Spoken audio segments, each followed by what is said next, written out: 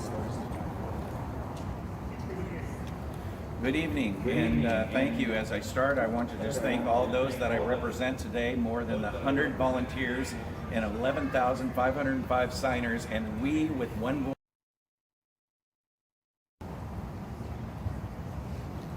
Did you hear me okay?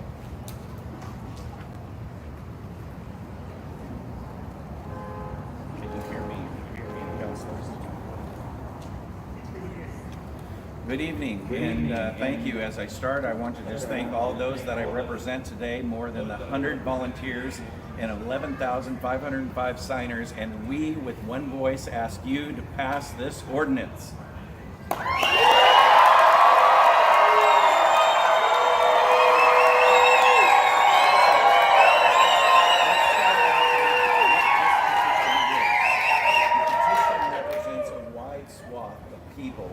In beliefs, Democrat, Republican, unvaccinated, and vaccinated. The petition process is not a political instrument of mass like elections, but of a tool of representation. Hence, a small number of signatures represents a large group.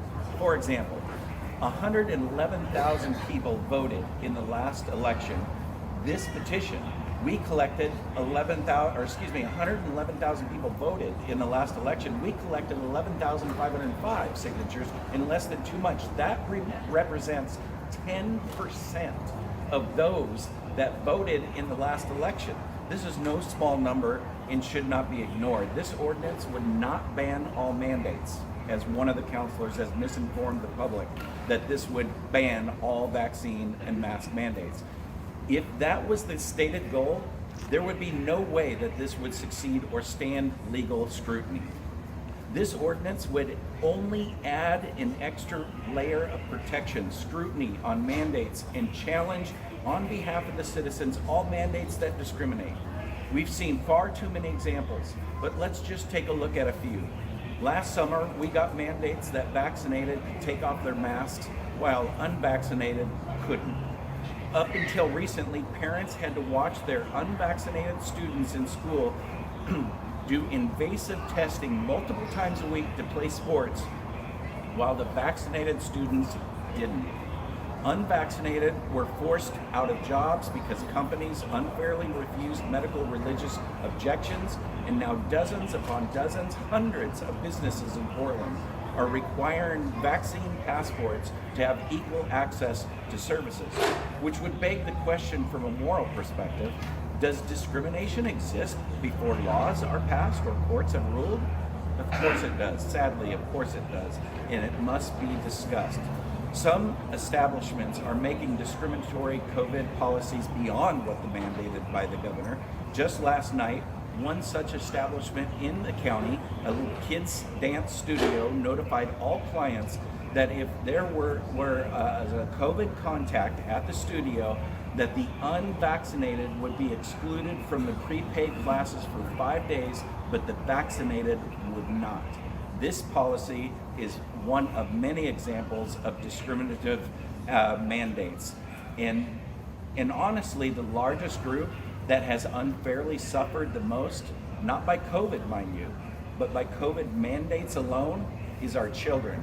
Even though not one child or teenager, thankfully, has died from COVID in Clark County, these mandates have been unfairly placed on all our children, and the mental health damage will last for years. Who's looking out for their rights? Who's going to stop these unending decrees and finally start looking at the totality of the outcomes? The petition is a political solution to a political problem. It's not perfect, but a solution brought forth by the people, calling on you to act on their behalf, and a solution that is rooted in our Constitution, that all political power is inherent in the people, and the governments derive their just powers from the consent of the governed.